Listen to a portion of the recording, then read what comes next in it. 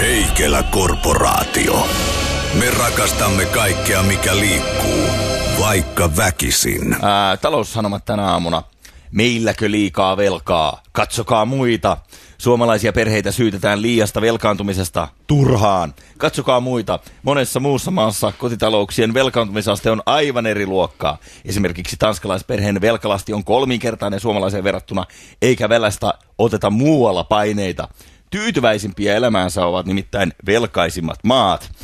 Ja tällä johdantotekstillä sisään heittämällä Markku Uusipaavaniemi, perussuomalaiset. Hei. Terve. Tervetuloa taas. Kiitos. Ohjelman pariin. Mä kuulin järkyttäviä uutisia Lämpiössä. Sä kerroit, että tämä on itse asiassa ainoa ele, jonka teet ennen vaaleja tällaisena vaalityönä. No joo, vaalityötähän tämä sinänsä ei ole, mutta kun kerran aiheeksi laitoitte talous, millä itse tänne tulin, niin sen lisäksi vaalit, niin silloin mun pitää ilmeisesti lukea tämä vaalityöksi. Onhan tämä pakko olla sellaista. Miksei vaalityö maistu? No kyllä mä nyt ehkä tietynlaisen analyysin teen vielä tuosta taloudesta, että minkä takia niin kun ollaan menossa sinne, minne ollaan menossa, eli täydelliseen romahdukseen tässä euroalueella, ja tuon sen vielä netin kautta varmaan saataville, mutta se nyt tulee olemaan ainoa juttu sitten, että mä en kierrä tuolla toreilla, enkä tee muuta tämmöistä, ei ole tukiryhmää, enkä hae rahoitusta, enkä sen kummemmin juuri mainostele, enkä mitään. Okei.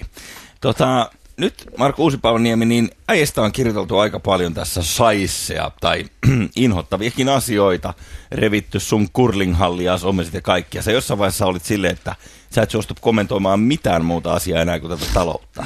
Onko ne jättänyt sut rauhaan? No siis 4 vuotta mä oon sanonut, että mä kommentoin muuta kuin taloutta. Että Aha.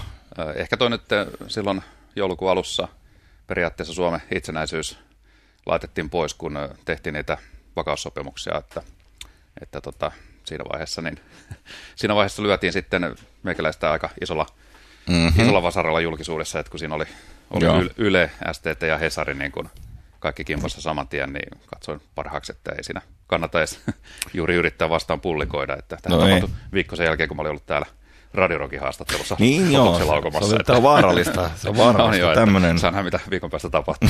Okei, voi olla, että tämä ohjelma lopetetaan. Miten mutta siis sähän olet perkeleen vaarallinen jätkä, kaikki kaikkiaan.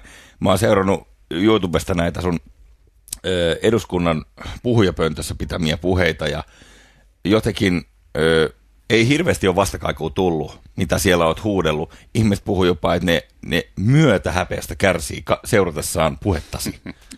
No kansalaispalaute, mikä mulle tulee, niin ei suinkaan myötäile tätä että tietysti asiasta ymmärtämättömät, niin, jotka uskoo sitä valtamedian valhetta, mitä tässä nyt puhutaan, että tässä kaikki on hanskassa, niin ne tietysti voi jutella mitä juttelee, mutta ihmiset, jotka vähänkään ymmärretään, maalaisjärjelläkin ajattelen tätä, että mihin tämä maailma on niin kuin menossa. Niin kyllä mihin tämä maailma nyt on sitten menossa?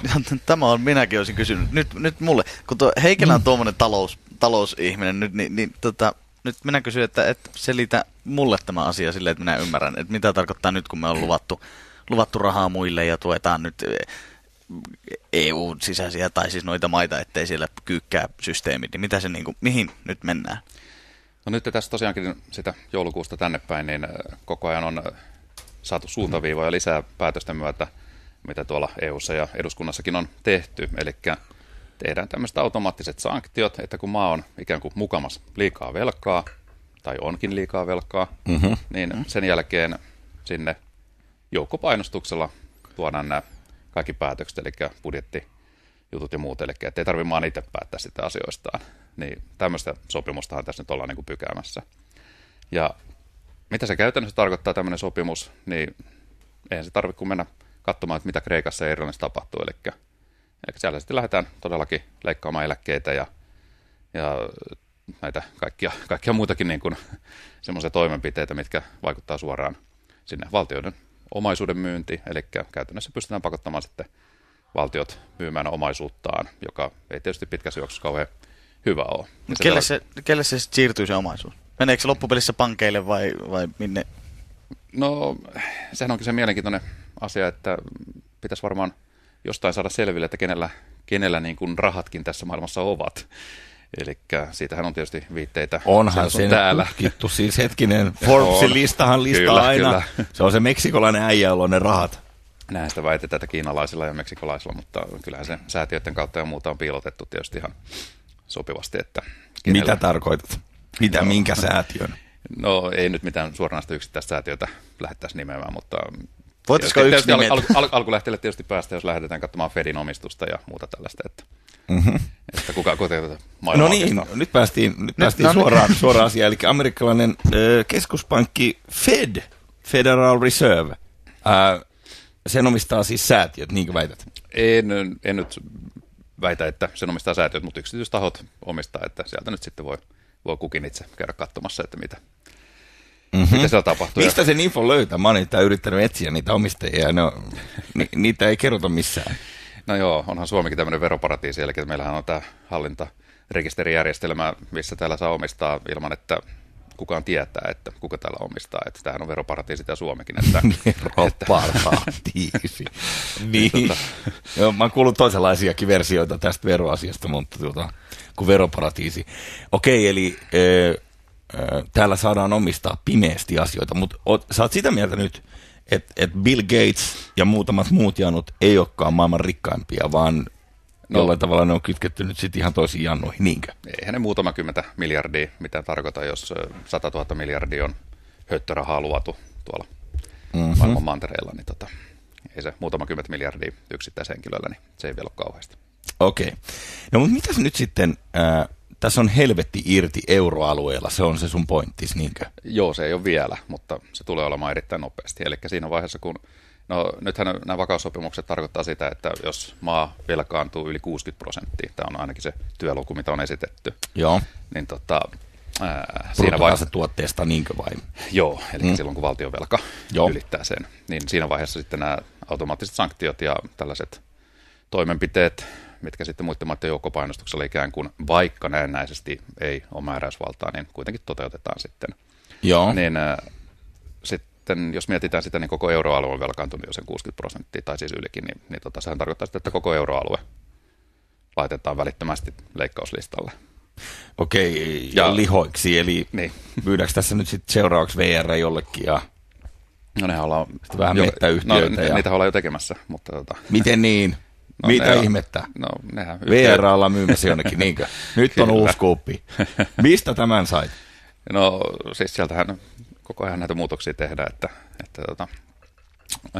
liikelaitostetaan näitä ensin ja sen jälkeen sitä kauttahan ne pikkuhiljaa menee myyntilistallekin, mutta onhan täällä henkilöliikenne, että siitä on paljon puhetta ollut, että nämä vapautetaan sitä kilpailua. Ja sitten todellakin tämä, mitä siellä, mä en ymmärrä, että miten Katainen ja Kiviniemi voi vakavalla naamalla suullisella kyselytunnilla väittää, että eläkeiän nostoja ja tämmöisiä missään vakavasti otettavassa paperissa on, kun komission kasvusopimus, mikä oli siis työpaperi tähän maaliskuun loppuun. Jaha. Eli muutama päivä sitten tulee se kokoukseen, niin siellä on nämä eläkeiän nostot ja muut tapetilla, ja nämä sitten ihan kylmän viileästi kieltää, että tällaisia on olemassa. Niin. Mutta ei ne vaaleja varmaan kielletään. Mutta se voi vaalien jälkeen paljastua se ikävä asia, että me ei huomattukaan. Tuli mieleen. Joo, se on tietysti mukavaa, että nämä nykyään Yle Areenalta tai muualta niin näkee videona, että mitä siellä on niin sanottu. Ja tietysti pöytäkirjat, nehän on aina olemassa, mutta videoltakin näkee, kuinka pokkanaamalla niitä väitetään. Ja sitten tämmöinen tosiaan komission kasvusopimus, niin siellä lukee, että toimenpiteet, jotka maiden pitää suorittaa vuonna 2011, vuonna 2012. Okei, mutta jos tuo menee sitten vaan, että Kiviniemi ottaa paperit kasaan tuossa 17. päivä huhtikuuta jälkeen, toteaa, että hei, mulla on ihan hullu idea, mutta nyt eläkeikä saattaa olla jatkossa 68 vuotta, mä en ole ihan varma, mutta mulla on tällainen etiäinen. Okei, Markku Uusipavaniemi on täällä vieraana, soitetaan yksi biisi väliin, jatketaan hetken kuluttua. Radio Rock. Markku Uusipavaniemi, Vol 2. Hän oli viimeksi ennen joulua meillä vieraana ja nyt sitten jälleen täällä tänään tekemässä vaalityötä yhden ja ainoan kerran. Eiks niin? Joo, sanotaan näin. Okei, Jani on linjoilla, hei. No terve. Sulla oli joku kysymys Markulle. Niin, tähän kun en nyt tästä taloudesta selvästikään ymmärrä niin paljon kuin moni muu, mutta kun aina puhutaan, että näissä rikoksissa ja vastaavissa, niin aina on joku motiivi. Niin mitenkä tässä ihmetyttää tämä, että jos 199 kansanedustajaa ministerit mukaan lukien on sitä mieltä, että nyt mennään niin kuin ns. Oikeaan suuntaan ja nämä on oikeita ratkaisuja, mitä tehdään Euroopassa ja vastaavaa. Ja Markku on sitä mieltä, että ne on niin kuin vääriä päätöksiä, niin onko nämä Kiviniemet ja Kataiset sun muuta niin näitä Feden omistajia sitten loppujen lopuksi, että mitä he tästä niin kuin hyötyy, jos he ajavat semmoista asiaa, mikä heidän tiedon mukaan pitäisi niin kuin ajaa tämä koko euroalueen niin kuin romahdukseen, niin mua ihmetyttää tämä, että miksi he tekee tätä, jos hekin mukaan tietävät. No kyllä siellä monet itse asiassa tietää ja puhuu niin kuin samankaltaisia asioita, mutta ei julkisuudessa. Niin, mutta mikä siinä on niin kuin motiivi, että kyllähän se loppuu kun kanan lento myös heidän taloudellinen turva ja koko niin kuin homma, että ellei he ole tämän Feden omistajia ja loppujen lopuksi kääri hillot tästä koko romahduksesta, niin mua tämä niin kuin ihmetyttää, että joku motiivihan siinä on oltava, miksi he syöttää tämmöistä, jos he mukaan tietää, tai he on kuullut joltain viisaammalta taholta, että tämä johtaa tämmöiseen, niin kyllähän nyt luulisi, että sen verran oma perse turvataan, että ei tehdä tämmöisiä päätöksiä, jos se mukaan johtaa väistämättä tällaisen, että tämä mua tässä ihmetyttää, että jos se on näin selvä tämä kaari tässä vakautussopimuksessa ja vastaavassa, niin No niin, mietitäänpä se uudestaan sitten tämmöisen tavallisen kansanedustajan kannalta sitä asiaa, eli mikä kaataa kansanedustajan talouden? Se, että hän asettuu omaa puoluetta vastaan, jolloin häneltä lähtee puolueen tuki ja häntä rankastaan. Ja häneltä lähtee se henkilökohtainen työpaikka. Joo, mutta sehän on vain 4 vuoden työpaikka, että jos nyt tämä koko talous kaatuu, niin kyllähän se on niin kuin 20 vuotta mennään sitten niin kuin alamäkeen. Ei se nyt voi niin lyhytnäköistä olla, tai ajatellaan vaan sen seuraavan vaalikauden yli. Usko Jani, se voi olla niin lyhytnäköistä. No, vaikea kuvitella, mutta en ole kansanedustaja, luojan kiitos, niin en voi väittää, että tietäisin paremmin, mutta ihmetyttää suunnattomasti. Minun mielipide tuohon taas se, että jos me lyödään ihmiselle niin kuin asuntolaina ja sanotaan, että sä maksat kuussa tämän verran, niin se tekee kaikkensa, että se maksaa. Se on ihan sama, vaikka se tietää tukevansa systeemiä, mikä niin kuin kaatuu kohta, mutta jos se on sen aikaa kunnossa, että mä saan niin kuin pennun muuttamaan pois kotoa, niin siitä kaikki on ok. Niin, no periaatteessa, mutta jos mietitään asuntolainaakin, niin moni on ottanut sen 30 vuodeksi, niin eikä ne nyt sitten ajattele vaan, että 3 vuoden ajan mulla on varaa maksaa se, ja sen jälkeen mä tiedän, että ei ole varaa, että mä asun kadulla, kun lähtee kämppää alta, niin mä uskon, että kukaan kumminkaan semmoisessa asiassa ajattelee niin lyhytnäköisesti, mutta voin olla väärässäkin. Ok, Jani, hei, hyvä kommentti ja kiitos soitosta. Ei mitään. Thanks, yes, moi. Niin. Ehkä tämä perustavanlaatu oleva kysymys oli nyt Janni se, että jos kerta jengi tietää niin kuin sinä tiedät, tai väittää tietävänsä, ehkä sä oot väärässä, Markku, mutta siis miksi ne tule esiin tällä asialla? No niin kuin mä sanoin, niin niillähän on se oma henkilökohtainen ura. Suurimmalla osalla niin on. Joo, mutta jos sä tiedät kuitenkin, että se on tavallaan paperia sen suhteen, että jos tämä iso asia lyö tuulettimeen täältä. Eihän se henkilökohtaisella tasolla ole. Henkilökohtaisella tasollahan sä oot turvattu, jos sä menet sitä porrasta, missä sä oot ollut koko ikäsi. Jos sä mietit sillä ajatuksella, että sä oot 10 vuosia tai 20 vuotta, 10 vuotta, ihan mikä ajanjakso nyt vaan, panostanut sun poliittiseen uraan siihen, että sulla on niin kuin tavallaan tuki ja turva sieltä puolueen kautta, niin jos sä asetut poikkitelon siinä, niin sulta hävii niin kuin periaatteessa koko se joukko. Oliko se muutos 2011 puolueesta TV-vaalitentissä ties linjata, että tällainen puoluejärjestelmä niin kuin nykymallissaan on kuulemma perustuslain vastainen. Onko sulla mitään haju tämmöisestä? En ole tutustunut. Kuuleman mukaan kansanedustajasta tulisi palvella niin kuin Suomen valtiota ja sen kansalaisia jotenkin tälleen niin kuin, mä en muista mikä se sanamäärä on, mutta niin kuin parhaan käsityksensä mukaan ilman, että hän niin kuin muodostaa mielipiteitä sitä muiden painostuksella. Joku tämmöinen se olisi. No se on perustuslaissa kyllä, eli näin se on. Ja näin mä oon sen myöskin tulkinnut. No kyllä. Mutta sanotaan näin, että sun talousnäkemykset oli kohtalaisen raflaavia verrattuna tähän keskustan peruslinjaan. Ja sen takia kai tuli lähdötkin sitten. No, lähinnä se siirtyminenhän johtui siitä, että mä halusin viimeisessä vaiheessa, milloin vielä on tehtävissä jotain, niin saada tämän ison talousasian keskusteluun. Onneksi se nyt on ollut jollakin tasolla keskustelussa tässä näin. Tietysti se tulee sen takia, kun se on noussut maailmalla niin isoksi puheenaiheeksi, että ei voi enää peitellä tätä. Kyllä. Mutta se oli niin kuin se suurin syy, että ääntä ei saa kuuluville tässä näin, jos ei ole valtaväylän mukana. No niin, nyt saa joku äänensä kuuluville. Kuka siellä? Jani, morjes. Onko eri Jani kuin äsken? On eri Jani, joo. Odotas Jani ihan hetki siinä, joko? Joo, ok. No niin, ennen kuin mennään toisen Jani puheluun, niin haluan nostaa Ilta-Sanomista tältä aamulta kuule. Sampo Pankin johtava neuvonantaja Lauri Uotila ei ole sinun ystäväsi, Markku.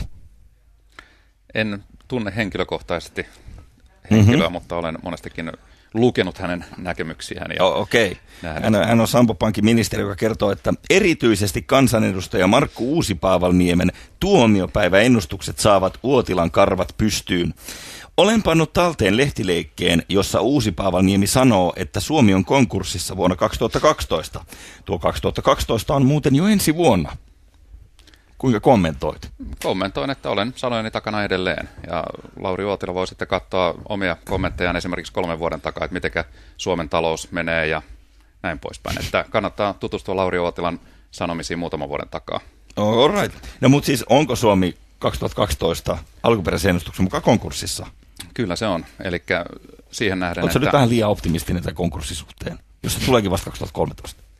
No, se teknisesti sitä konkurssia voidaan ikään kuin vedättää hieman, mutta siinä vaiheessa eläkerahasto alkaa olla jo huomattavasti pienempi sen käytännön arvo kuin mitä on velat meillä täällä näin ja näin poispäin. Että käytännössä tämä tila tulee olemaan 2012. Niin. Nyt pitäisi ihmisten vähän miettiä näitä mittasuhteita. Jos ajatellaan, että 10 miljardin valtio ottaa suuruusluokaltaan vuosittain velkaa, joo, niin 2 vuodessa me on tuhottu valtion pörssiomistus. Sinne menee Fortumit ja sinne menee kaikki. Eihän tässä ole mitään järkeä. Joo, no sehän on suunnilleen, mitä tänäkin vuonna otetaan velkaa. Joo, suunnilleen kyllä. Ja sitten mitä 16 miljardia, vai onko se nyt 8 vai 16, kun kirjoitetaan tähän vakautussopimukseen näitä lisätakuita? Eihän niistä kukaan mitään tiedä, jos Katainenkin tunnustaa, että kun hän menee huippukokouksiin, hän ei tiedä, mitä siellä on asialistalla, niin kyllähän tässä nyt pitäisi ihmisten niin kuin vähän herätä, että eihän tämä asia näin voi mennä. Ja sitten kun sieltä tullaan päätöksiä tekemästä, niin tulee ristiriitaista tietoa, että paljonko se, mihinkä se kuitattiin nyt se nimi, että paljonko siellä summa olikaan. Aha. No niin, ja sitten toinen Jani. Jani numero 2. Joo, eikö mun heräsi heti kiinnostaa keskustelua äsken tästä puolueista ja kansanedustajista. Mä oon ollut jo siitä lähtien, kun politiikasta jotain ymmärtänyt sitä mieltä, että tämä koko puoluesysteemi pitäisi lailla kieltää.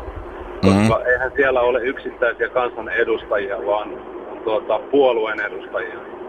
Ja sitten kun se lähtee se asia hiipimään väärään suuntaan, niin eihän niistä kukaan uskalla tehdä mitään, kun ne pelkää puolueen kantaa ja rangaistaan. Mitä mieltä Markku tästä asiasta? No, tuohon on helppo lyhyesti kommentoida, sä oot täysin oikeassa. Niin. Jäätävää. Oliko Jani muuta? No eikö, tässä vaan tuli hito hyvin esille se asia, että jos tiedetään, että Suomi on ajamassa karille ja helvetin pahasti, niin sitten vaan niin kuin sitä omaa peristä pyyhitään puhtaaksi ja haetaan sitä puolueen kantaa, että okei, tää on hyvä. No, yksi Suomi kaatuu, mutta ei sit niin paha ole. Katos, Veneessä on jotain muitakin valtioita kuin Suomi. Mutta... No, joo, alkaa. All right. Jani, kiitos soitosta. Kiitoksia. Moi. Moro. All right. Uusis on täällä. Uusis, sä saat järjettömän määrän hate-mailia. Voitaisiin palata niihin hate-maileihinkin kohta. Tähän väliin uutiset, 9:30 sellaiset, ja katsotaan mitä kauheuksia siellä nyt on tarjolla, ja sen jälkeen sitten puhutaan tätä pirteitä asiaa. Hetkinen, joo. Tämähän on tää ruotsalaisia jazz-hävittäjiä. Saatetaan nähdä Libyan taivaalla. Lähdetään äkkiä katsomaan sinne. Niin. Radio Rock. Ja korporaatiossa Heikelä Sottinen. Hei. Ja Uusipaavalniemi. Mahtavaa. Hän on täällä ilmielevänä tekemässä ainoata asiaa, mitä... Siis oliko se niin, että sua ei hirveästi kiinnostaa, että jos et sä pääse läpi eduskuntaan tällä kertaa Markku Uusipaavalniemi, niin antaa sitten olla? No sanotaan näin, että tehtävän otan vastaan ja vastuuni hoidan, jos valituksi tulen, mutta tämä ei ole mulla mikään elämän ja kuoleman kysymystä, että kyllä tässä maailmassa voi muutakin tehdä, ja sitten kun mä tiedän sen, että kuinka tiukat ajat tässä on edessä ja millainen paskalla ja tavallaan eduskunta tulee olemaan ensi kaudella, koska kiitosta sinne taloon ei tule satelemaan. Tässä nyt eletään sitä illuusiota, että talous on kunnossa ja näin poispäin. Okei. Luuletko sä, että samanlainen kohta eduskuntaa, kun esimerkiksi Islannissa on nähnyt tässä viime vuosina, että siellähän ihmiset ajaa ympäri sitä niiden parlamenttitaloa ja pitää tööttiä pohjassa autosta koko ajan. Siellä on varmaan kiva tehdä duunia sisällä. Mä voisin kuvitella. No mä luulen, että suomalaiset ei kovin helposti nouse barrikaadeille, mutta tietysti se tilanne, mikä nyt on tulossa, niin se on sen verran raju, että en tiedä, mitä täällä tulee tapahtumaan. Mm-hmm. No mut hei, uusis tuomiopäivän profeetta, kansanedustaja. Viimeksi olit täällä haastattelussa ja kerroit aika jäätävää tavaraa tästä finanssivalvonnasta. Sä oot yrittänyt kysyä istuvana kansanedustajana sieltä jotain lukuja, mitkä liittyy olennaisesti Suomen talouteen, lainamääriä ja tämmöisiin. Joo, kyllä. Eli tässä näin vuosien varrella niin sieltä on yritetty tietoa saada useamman kerran, että millaiset vakuudet on näillä niin kuin veloilla, mitä on Suomen pankkijärjestelmässä ja näin poispäin, ja kenellä varallisuus on ja kenellä velat. Eli niin kuin tätä jakosuhdetta vähän, että missä täällä mennään. Joo. Ja täällä kovasti niin kuin pyydetään stressitestejä ulkomaille tekemään ja kaikkea tällaista, mutta talousvaliokuntaan ei saada esimerkiksi, kun valiokunta pyytää jotain finanssivalvonnalta tai joltakin Selitä nyt vähän talousvaliokunta. Talousvaliokunta, niin. eduskunnan virallinen valiokunta, kun se lähettää tietopyynnön jollekin ministeriön alaiselle paikalle tai periaatteessa minne tahansa, niin sieltä pitää tulla myöskin salaiseksi luokiteltu aineisto. Tosin sillä tietysti leimalla, että luottamuksella sitä ei saa levittää eteenpäin. Okay. Ja talousvaliokunta on myöskin pyytänyt näitä tietoja ja finanssivalvonnasta ja täytyy sanoa, että mulla on nyt se käsitys siis, että finanssivalvonnalla ei tietoja ole, koska me ei mitään olla saatu. Ei tullut mitään infoa? No se informaatio, mitä saadaan, niin se on täysin vajavaista. Eli Suomessa ei yksinkertaisesti ole tietoa siitä, että kenellä ne varallisuudet esimerkiksi on meidän pankkijärjestelmässä ja minkä näköisiä vakuuksia siellä niin kuin oikeasti on. Mehän tiedetään meidänkin pankkijärjestelmästä se, että ulkomaisen velanoton varassa se pankkijärjestelmä on noin 60 miljardia. Eihän näistä puhuta. Eli samalla lailla, jos täällä niin kuin, lähtee homma vähänkin huonompaan suuntaan, niin silloin tämä ulkomainen pääoma vetäytyy ja se 60 miljardia pitää ensinnäkin löytää jostain ja vähän nopeasti. No, siinä voi olla pieniä teknisiä ongelmia sen suhteen. Otan huomioon, että jos Suomen valtion budjetti on joku 50 miljardia, joo, niin kyllä. Pitäisi löytää niin kuin yhtäkkiä. Niin kuin. No, jos sanotaan näin, että mukamas Eurooppa olisi kaatunut siitä, että Kreikalla erääntyi 20 miljardin lainat. Sillä varjolla tehtiin tämä ensimmäinen askel tähän niin näihin vakaussopimuksiin vuonna 2010 toukokuussa. Että Eurooppa ja maailma olisi kaatunut mukamas, jos 20 miljardin lainaerät olisi Kreikassa päässyt erääntymään. Me oltiin vuosia tehty lakeja, missä niin kuin valtiot pääomittaa pankkeja ja takaa niitä lainoja. Ei se mihinkään olisi kaatunut. Siellä olisi saksalaisten tai jonkun pankin laina erääntynyt, mikä Kreikka olisi ollut velvollinen maksamaan. Jos ei se olisi maksanut sitä, niin sen jälkeen Saksan valtio olisi taannut sen 10 miljardin lisälainaoton sille kyseiselle pankille.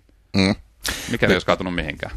Niin, paitsi että eikö se mene vähän niin, että kun nämä pankkilaitokset on kaikki naimisissa keskenään näiden erinäköisten derivaattien kautta. Eli käytännössä niin, kun kukaan ei oikein varma, että mitä kunkin taseessa on, kun on paketoitu hirveä määrä erinäköisiä valtiolainoja ja yksityispuolen lainoja ja yrityslainoja tietynlaisiksi velkakirjoiksi, jotka on velkarahalla sitten vivutettu vielä moninkertaisiksi. Ja sitten sen jälkeen jokainen pankki omistaa vähän niin kuin ristiin toistensa näitä papereita, että kukaan ei oikein osaa sanoa, että mitä kaikkea, että jos tuolla rasahtaa, niin tämä meidän koko tämä dominopalikkajono, tässä saattaakin olla silleen. Niin sitten jos tällainen Kreikka menee yhtäkkiä niin kuin kaput ja on maksukyvytön jollekin, niin se tarkoittaa sitä, että se saksalaispankki, joka sitä on luotottanut, onkin yhtäkkiä niin kuin muille maksukyvytön. He sanoo, että meidän taseessa täällä lukee nämä ja nämä, meillä on nämä saatavat, mutta ne persaukiset ei pysty maksamaan meille, niin me ei pystytä maksamaan teille eikä noille. Ja sen jälkeen se koko järjestelmä on niin kuin yössä. Tämähän ei pidä myöskään alkuunkaan paikkaansa. Näitä ei niin kuin... Valaise meitä. No minäpä valaisen. Eli siinä vaiheessa, kun tämä Kreikka tuli, se oli toukokuuta 2010, milloin ne päätökset tehtiin Suomessa. Niin Kreikka, tietysti se tilanne alkoi vähän niin kuin kulminoitumaan siinä vuodenvaihteen jälkeen. Mutta silloin oli jo puoli vuotta ollut EKPltä tämmöinen ohjelma pankeille. Euroalueen pankit saivat rajattomasti luottoja 1% korolla vakuuksia vastaan. Okei. Okay. Samaan aikaan siis otetaan Kreikalta ja muilta yli 10% korkoa. Eli pankit saivat 1% korolla, ja tämä oli ollut tämä ohjelma voimassa. Ja papereissa lukee rajattomasti, kunhan ne tuo vakuudet. Ja jos ei pankilla ole vakuuksia, siis ne pystyy ottamaan rajattomasti periaatteessa luottoa 1% korolla. Onko tämä edelleen voimassa tämä kultasuoni, onko se edelleen niin kuin auki? Se oli vuoden mittainen ohjelma. Näistä eihän meillekään tuotu näitä tietoja silloin, kun me päätöksiä tehtiin. Eli periaatteessa todella isoja summia niin kuin oli mahdollista silloinkin niin kuin pankkien. No, ne veti hirveätä tiliä, osa pankkeista tietysti. No joo, jos 1% saat lainaa itse niin kuin rahaa ja 10% laitat se ulospäin, niin nopeasti sitä laskettuna. Siinä jopa Kataisen matematiikalla, niin silloin tehdään iso tili. Ei. No, eikö Ykä ole ihan hyvin hoitanut hommat kuitenkin? Sehän valittiin, siis mitä vuoden valtiovarainministeriksi maailmassakin. No, mitä mä tuohon voin sitten sanoa? No, mutta ilkeät kielet ovat sitä mieltä, että sun oma kurinhallin taloudenhoito on ollut ihan retuperällä, että sä et tiedä taloudesta mitään.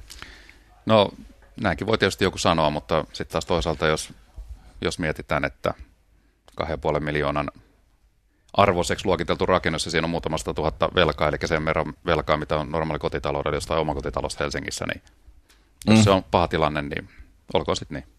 Okei. Eli sä et ole niin kusessa kuin ne väittää. Sitäkö sä yrität sanoa? No, sen mä oon sanonut, että ei ole mitään perää. No niin, hyvä. Markku Uusi-Paavaniemi on täällä. Jatketaan vielä hetki. Haluan puhua kanssa tästä Japanin tilanteesta ja Amerikan taalasta hetki kuluttua. Blake, fingers crossed nyt. Radio Rock. Ja ystävät hyvät, 9:10 studiossa Heikelä, Sottinen ja Markku Uusi-Paavaniemi. Ja sitten jossain tällä linjoilla on myös Alpo, hei. Juu, Algot. Algot? Kyllä. Eli kaikki hyvin? Kaikki hyvin, joo. Semmoisen kysymyksen olisin esittänyt, että kysy lyhyesti. Lainanotossa, joo. Mihin kaikki tämä raha menee, mitä lainataan? Mitä sä tarkoitat? Mikä lainataan? Eli mihin esimerkiksi valtio, niin jos puhutaan näistä 10 miljardeista, mitä vuosittain lainaa lisää otetaan, niin mihin esimerkiksi Suomen valtio sitä rahaa tarvitsee? Markku Uusi-Paavaniemi, ole hyvä. No, Suomen valtio tarvitsee siihen, että Suomi elää yli varojen. Eli tällä hetkellähän se menee ihan perustoimintojen ylläpitoon, koska Suomi tavallaan kokonaisuutena mukautuu siihen tilanteeseen, mikä oli epänormaali, eli tämmöinen laaja luottokupla, mikä oli maailmalla, niin Suomi kuvitteli, että se on ikään kuin kestävä tila. Ja täällä sitten elettiin yli varojen, ja nyt kun tilanne on ikään kuin pikemminkin normalisoitunut, niin nyt me huomataan, että me ollaan tekemässä tappiollista tiliä. Suomen kauppatasehan on koko ajan plussan puolella, mutta silti valtio hävii 10 miljardia vuodessa, että olisi aika herätä. Kyllä. Mutta eikö tämä osa sitä heräämistä, koko kuntarakenneuudistus ja kaikki nämä on järjettömän kalliit juttuja ylläpitää? No toi nyt ei kauheasti riitä siihen heräämiseen, että jos me ajatellaan, että me ollaan muutaman vuoden aikana nyt avoimelle kilpailulle heittäydytty täysin alttiiksi, niin jos meillä täällä keskimääräiset palkat huitelee mukamassa jossain 3 000 euroa kuukaudessa, ja me kilpaillaan semmoisten maiden kanssa, missä tehdään 100 eurolla kuukaudessa, niin tämä peli on hävitty. All right, mutta onko sun linja tämä persu- ja peruslinja, eli rajat kiinni ja markka takaisin ja kaikille perunoita taskuun? Kyllähän sitä vapaakauppasopimuksia ja muuta voi tehdä, niin se on toiminut ennenkin, että ei se tarkoita välttämättä sitä, että niin kuin sulkeudutaan omaan suosioomme täällä, mutta kyllähän tuolla Norjat ja muut, joilla on oma valuutta, niin ei niillä isompia ongelmia, vaikka niillä onkin öljyvaroja, voi aina keksiä jotain muita eroavaisuuksia. Joo, mutta silloin on aika vissi ero. On tietysti, mutta kyllä. Ja Sveitsi on toinen, mitä tässä koko ajan huudellaan. No Suomi on itse asiassa maailman rikkaimpia valtioita luonnonvaroilla mitattuna. Mitä? Ai metsä on niin arvokastako? No meillä on myöskin erittäin arvokkaita muita mineraaleja maa täynnä. Ja meillähän on niin kuin henkeä kohden maata enemmän kuin about missään, ja sitten myöskin luonnonvarat on erittäin rikkaat. Mulla on idea, Markku. Myydään ne veke. No valitettavasti tämä sun idea tulee toteutumaan tässä, kun valtio keksii, että rahaa pitää jostain saada, niin pannaan nyt tuosta vaikka pohjavedet ensiksi myyntiin ja näin poispäin. Eikö se olisi hyvä bisnes? Meillä on paljon hyvää pohjavettä, mikä jengi varmasti haluaisi tuolla muualla. No joo, jos se raha tulee oikeaan kohteeseen, niin silloinhan se on ihan ok myydä semmoista ainakin uusiutuvaa. Eli totta kai sitä vettä itse asiassa myydäänkin tällä hetkellä, mutta jos mennään myymään sitten se ikään kuin se lähde sieltä, niin se on se huono bisnes. Alright. Aki kirjoittaa täällä meidän Facebook-profiilissa kuulee, että Lauri Ootilan olen kuullut kahdesti sanovan, valtion velkaa ei tarvitse maksaa takaisin. Mitäs Markku siitä? Tarvitseeko valtionvelkaa maksaa ikinä takaisin? Hei, nyt kun on tämä kriisi, että ylivelkaantuminen uhkaa kaikkia, niin musta tuntuu, että voittajat tässä koko kriisissä on se, jolla on niin kuin eniten velkaa. Kyllä. Eikö tämä pidä paikkansa? No valtionvelkaa ei tarvitsisi välttämättä maksaa takaisin, jos meillä olisi oma raha ja valtiolla olisi valta ikään kuin säädellä sitä rahan määrää ja näin poispäin. Eli rahapolitiikka täysin omissa käsissä. Silloin sitä ei tarvitsisi maksaa, mutta eihän sitä ole pakko maksaa tietenkään nytkään, mutta jos ajatellaan, että suuruusluokaltaan valtiolle tulee 100 miljardia velkaa, nyt lähestytään sitä, parin vuoden sisällä ollaan siinä, niin sitten kun korkotaso nousee tonne esimerkiksi tämmöiseen normaaliin tilanteeseen kuin 5%, niin onko se nyt kiva, että on sitten semmoinen ilmaanto kuin 5 miljardia häviämässä joka vuosi niin kuin korkoihin? Silloinhan sitä ei tarvitse maksaa takaisin, jos pidetään se siis samassa, mutta 5 miljardia joku vetää kuitenkin taskuun sitten täältä meidän valtion vaivalla tekemästä rahasta niin kuin sitten. Kyllä. Okei, hei, jos puhutaan nopeasti tästä Japanin tilanteesta ja yleensäkin niin kuin, ehkä koko maailmasta samalla, mutta Japanissa niin on kerätty tällaista pahan päivän varalle kassaa. He on amerikkalaisen myyneet erinäköistä tuotteita ja ostanut tätä valtionvelkakirjaa Yhdysvalloista. Muistaakseni sillä, että sitä on 1000 miljardia, noin pyöreästi Japanissa tätä Yhdysvaltain valuuttaa valtion kassassa. Ja nyt niin mä en ymmärrä, minkälaisen pahan päivän varalle sitä on kerätty, koska jos nyt katsoo ulos Japanista ikkunassa, niin siellä sataa aika paljon. Niin luulisi, että tässä tilanteessa haluttaisiin käyttää sitä varastoa, mikä siinä on kehitetty vuosikymmenten aikana. Mutta he ei suostu kuitenkaan tekemään sitä, koska he pelkää niin paljon sitä, että se oma valuutta vahvistuu suhteessa taalaan. Vai mikä tässä on syynä? Minkä takia japanilaiset on vaan, niin kuin kaikki muutkin, niin duunannut keskuspankkinsa kautta lisää nollia koneeseen ja ajattelee jotenkin, että se korjaa tämän kaiken? Eikö toi itse asiassa ole aika kätevää, että jos tehdään tyhjästä 100 miljardia ja maksetaan sillä niitä kuluja, niin eikö se ole paljon kätevämpää? No ei se sinänsä. Ajatteles nyt, toi Japanihan meni tosiaan tekemään sen silleen, että paniko ne aamupäivällä 40 miljardia, iltapäivällä 60 miljardia vai mitenkä ne? No se on parempi ennen lounasta. Tehdään vähän vähemmän ja lounan jälkeen sitten isompi duuni. Mitä sitä nyt suotta sitä ulkomaista omistusta ikään kuin myymään pois tai käyttämään siihen, että jos on oma valuutta ja pystyy sillä pelailemaan, niin paljon parempihan se on sitten hoitaa niin. No niin, mutta jos sä ajattelet niin päin, että tilanne on se, että aina kun sä lisäät sitä omaa valuuttaa, sitä blandista sinne masiinaan, niin sehän heikentää sun valuuttaa, eli jeni heikkenee suhteessa taas sitten esimerkiksi Yhdysvaltain taalaan. Ja kaikki asiat, mitä Japanin pitää nyt tulevina vuosina ostaa sisään, siis niin safkasta lähtien betonit ja öljyt ja kaikki, että ne saa sen niin kuin, taas sen tilanteen normalisoitua jotenkin, rakennettua se uudestaan, eikö niin? Niin hehän tarvisi sitä, että heillä olisi vahva valuutta, jolloin he saisi paljon halvemmalla ostettua nämä hyödykkeet. Nyt he niin kuin ampuu itsesi jalkaa totaalisesti, mutta kun he pelkää sitä, että he ei voi laskea näitä taaloja liikenteeseen sellaista määrää, mikä se ikinä olikaan, 200 miljardia dollaria tai muuta, koska siellä pelottaa, että se jotenkin vaikuttaisi näihin kauppasuhteisiin ja sitten ei enää Hitachin-videot myöskään jenkeissä. Joo, eikö se nyt ole paljon tärkeämpää, että se tuotanto siellä omassa maassa toimii ja hoidetaan niin kuin omin voimin se. Että käytännössähän se on paljon parempi, että ei osteta ulkomailta niitä juttuja, vaan hoidetaan omin voimin. Niin, mutta jos nyt olet yhtään katsonut uutisia, niin Japanissa, niin siellä on muutakin ajateltavaa niissä tehtaissa, kuin että pitäisikö tässä painaa vähän ylitöitä tänä iltana. Tarkoitan, että se infra on niin kuin sen verran muusina siellä, että se olisi ihan hyvä pari vuotta ostaa sisään muita asioita. No siis kyllähän ne tekee siellä aika huimaa tahtia ainakin jotain juttuja, mitä on nähnyt, niin aika nopeasti siellä korjataan sitä. Mutta en mä nyt tiedä, mitä sä haet tuolla. Mutta, mä haen lähinnä sitä, että jos kerta kasataan jatkuvasti jotain dollariposaa sukan varteen, niin missä tilanteessa sitä aiotaan käyttää sitä valuuttaa? No, mitä hyötyä on säästää jotain? Mitä hyötyä on amerikkalaisille myydä tuollaisia niin kuin paperilappuja vastaan asioita, jos sä kertaa sit, niin kuin missään vaiheessa sä hyödynnät sitä niin kuin työn hedelmää? Että nyt olisi se tilanne, että me laitetaan nämä haisee. No nehän kerää koko ajan korkotuottoa sille. Eli se on just se positiivinen kassavirta, eikä negatiivinen. On se nyt parempi tulla sisäänpäin rahaa kuin mennä ulospäin. Okei, eli mutta siis tämä korkotuottokin on vaan niinku lisää niitä paperilappuja siihen samaan pinoon, mikä on niitä paperilappuja. Siis pitäähän jossain vaiheessa niinku kässätä se, ymmärräksä, niinku todelliseksi omaisuudeksi. Vai käykö tässäkin japanilaisia samalla lailla, että ne menee jossain vaiheessa kävelemään Wall Streetille ja ilmoittaa, että Washingtoniin, että me otetaankin tästä nyt haltuun näin ja nää. Toi on ihan sama kuin sä sanoisit, että meidän pitäisi myydä meidän eläkevarat saman tien pois nyt. Totta kai pitää myydä. Kässätä. Markku, Eikä suinkaan niin kuin laskea sitä eläkkeiden maksamista sen varaan, että niillä korkotuotoilla ja sijoituksilla tehdään sitä. Eli siis totta kai, mistä saadaan niin korkoa. Niin... Mutta minkälainen rommaaja sä nyt, Markku, oikein olet, kun mikä tässä, kun sä ennustat tätä maailmanloppua, että tämä romahtaa, niin musta tuntuu, kun Myttyläisen kanssa, niin sä oot sitä mieltä, että ei tässä mikään romahdaa. Niin kuin mä just sanoin, niin Japani, niillä on oma valuutta, niillä on oma keskuspankki. Okei, mä en ole tutustunut niiden keskuspankkirakenteeseen, kuka se omistaa, onko se valtio ja näin poispäin. Jos sulla on oma valuutta ja sä pystyt itse siellä pelaamaan ja sä pystyt nostamaan tasetta, niin sä voit käytännössä painaa rahaa, jos ulkomaailma se ikään kuin hyväksyy.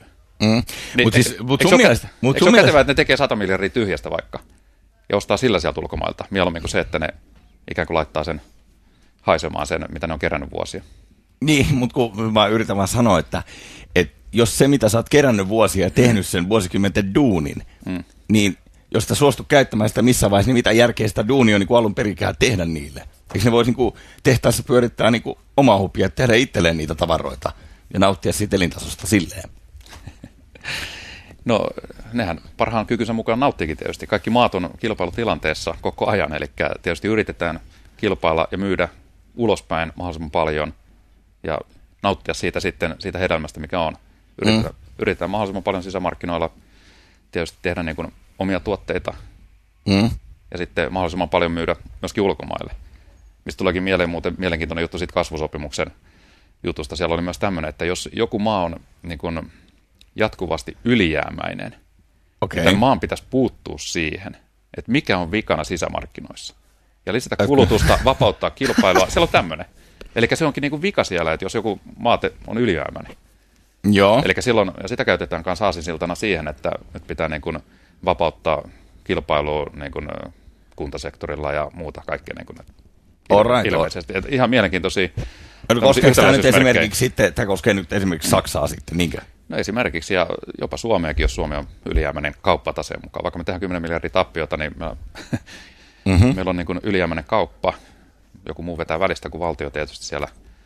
Niin silloin meidän pitää vapauttaa aukioloaikoja, kaupan aukioloajat. Siellä on tällaisia juttuja. Että nämä pitää vapauttaa sitten kaupan rajoitteet ja tällainen. Yritetään lisätä kulutusta kotimaassa sen takia, kun kauppa on ylijäämäinen.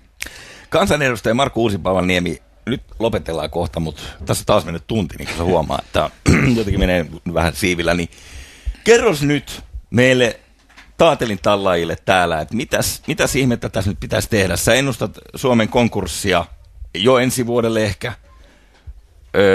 Mitä meidän pitäisi tehdä? Jaha. No, toi on sen verran rankka juttu. Pääpointti on se, että kyllä Suomen valtiolla pitäisi olla oma raha. Koska me on annettu nyt niin kuin täysin kusettaa näiden jenkkien ja saksalaisten euron kautta sitten.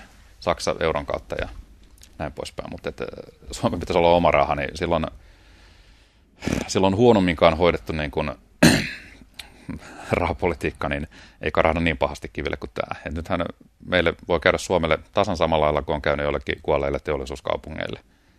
Eli täällä yksinkertaisesti tällä hetkellä eletään vaan niin kuin velaksi ja meidän omaisuus lähtee täältä sitten muutaman vuoden säteellä. All right.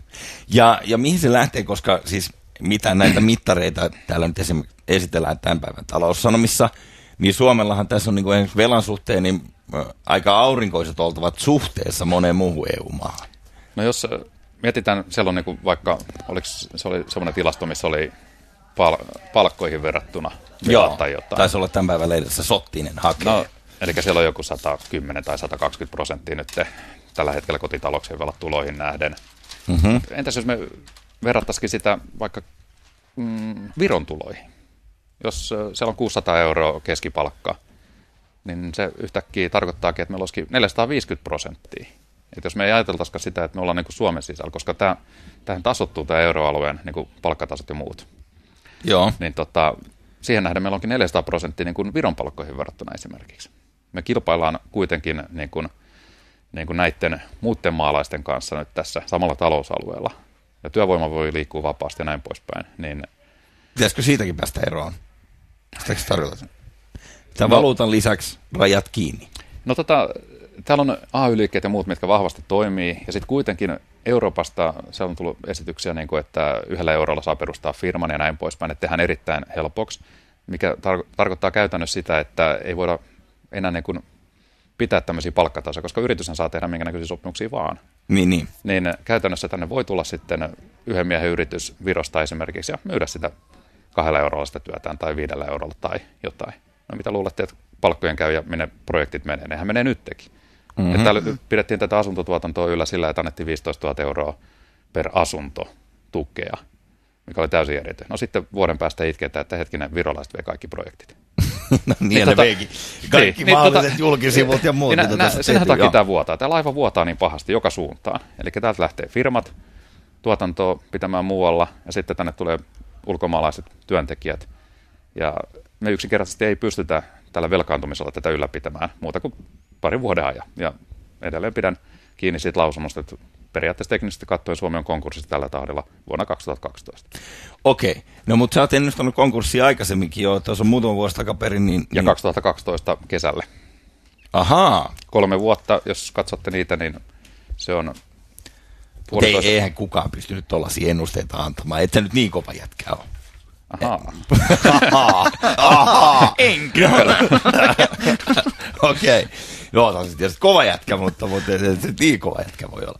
Eiku siis vai onko se vaan matikkaa sitten? Että se on se on matematiikkaa. Tulee se piste vastaan. No näin se on, että yksinkertaisesti. Miten sä oot mukaan laskenut se 3 vuotta sitten, että se tulee kesällä 2012? No okei, Suomi on vedettänyt vähän pitemmälle, että Suomi voi kitkutella sen puoli vuotta siitä, tai jopa vuoden, ehkä pitempään, jos pidetään kiinni siitä, mitä Katainen näe, että meidän pitää vakuuttaa markkinat, että Suomeen menee hyvin, mutta eihän näkään loputtomasti usko. Onhan sieltä tullut jo noottia OECDltä, IMFltä, mistä liian, että pitäisi alkaa tämä talouskuri täälläkin. Joo, siellä pelotellaan, Timo Soinilla pelotellaan. Sinun puolueesi puheenjohtajalla pelotellaan nyt Euroopassa. Tämä mies kaataa vielä koko tämän, niin kuin tämän vakausrahastohommeliin. No toivottavasti kaataa, koska eihän tuossa ole mitään järkeä. Se on EUn perussopimusta vastaan jo tämä yhteisvastuu, mihin tämä homma on ajettu. Vaikka niin kuin sanotaan, että tässä ei ole yhteisvastuuta, niin käytännössä se on. Eli ne miettii koko ajan, että mitkä on ne painostustoimenpiteet, millä kuitenkin, vaikka ei ole niin kuin vääräysvaltaa, niin kuitenkin käytännössä pystytään määräämään maita tekemään. Onko se nyt silleen, että kun pankit rahoittaa sitten Euroopan unionia tai ainakin valtioita siinä, niin nyt sitten pankit sanelee myös niin kuin tiettyjä ehtoja tuonne huippupolitikoille, jotka lyö leimaa paperiin? No siis miksi tämä menee? No mä en tiedä, kuka näitä johtaa missä, mutta jos mietitään sitä, että mitä järkeä tässä on, että valtiot niin kuin takaa pankeille, että ne voi vetää välistä. Miksei niin kuin EKPn kautta suoraan pystytä hoitamaan näitä asioita. On niin kuin ihan käsittämättömiä juttuja, jos ajatellaan tämä vakausrahastokin, että aluksi niin kuin, että okei, 440 miljardia sinne. Ja sitten todetaan niin kuin puoli vuotta myöhemmin, no itse asiassa ei sieltä pystykään, vaikka tämä päätökset tehtiin joka maassa nyt, niin ei pystykään antaa 440 miljardia, vaikka takuut on siihen asti, että tällä pystytään antamaan 200 miljardia. Ja sitten ei tule mitään erittelyä siitä, että paljonko siellä on laskettu korkokului. Eli Suomen vastuuhan on kuitenkin se, mitä siellä luki, mutta ei pystytä antaa sitä lainamäärää, minkä perusteella sitä on laitettu. Eli siellä on niin kuin varauduttu siihen, että siellä on korkokuluja ja muuta sitten. Eli jos joku ottaa nyt takkiin 100 miljardin lainan, niin se ei tarkoita sitä, että me maksetaan siitä vakausrahaston kautta 100 miljardia, vaan se voi kyllä, että se menee 200 miljardia silti siihen 100 miljardin lainaan. No niin, tämäpä iloista.